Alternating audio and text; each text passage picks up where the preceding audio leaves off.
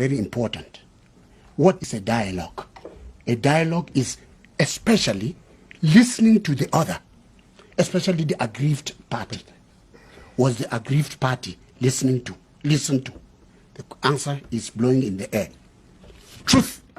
Until we find people who can defy everything and speak the truth as it is, it doesn't spare us how often we lie. A lie does not change the truth into a lie. So we must be ready to face the truth, and the truth will set us free.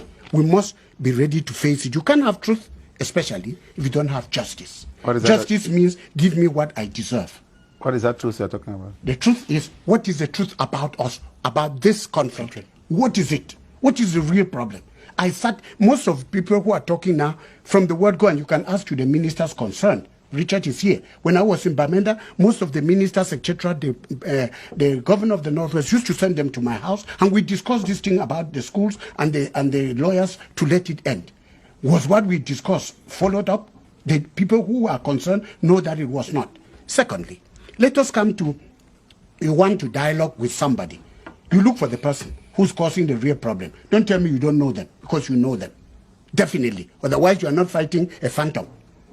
We are the people who are aggrieved. Listen to.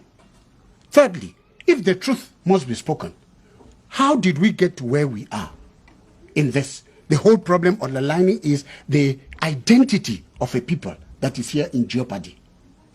Some people talk of the Anglophones, which I hate, people of Southern Cameroon, as if it was a tribe. No. They are a people who had an identity, and we make the further effort mistake of thinking or the Northwest and Southwest have problems, also has the North and the East, etc. No.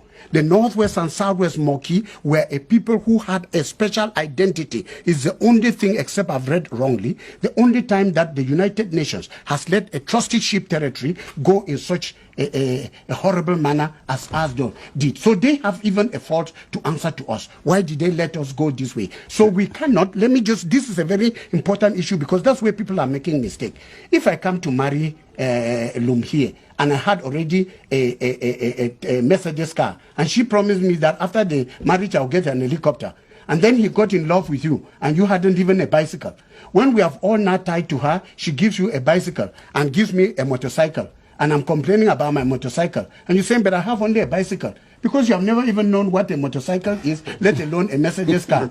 So I can understand the others. We came already with certain achievement, and we're expecting something more. This is where the real problem is coming from. And so people should stop identifying or equating what is happening in Northwest and Southwest and group them and make them as if they were just any part of this country. If we are history self-reliant, I'm finishing, Moki. We have to go on to justice.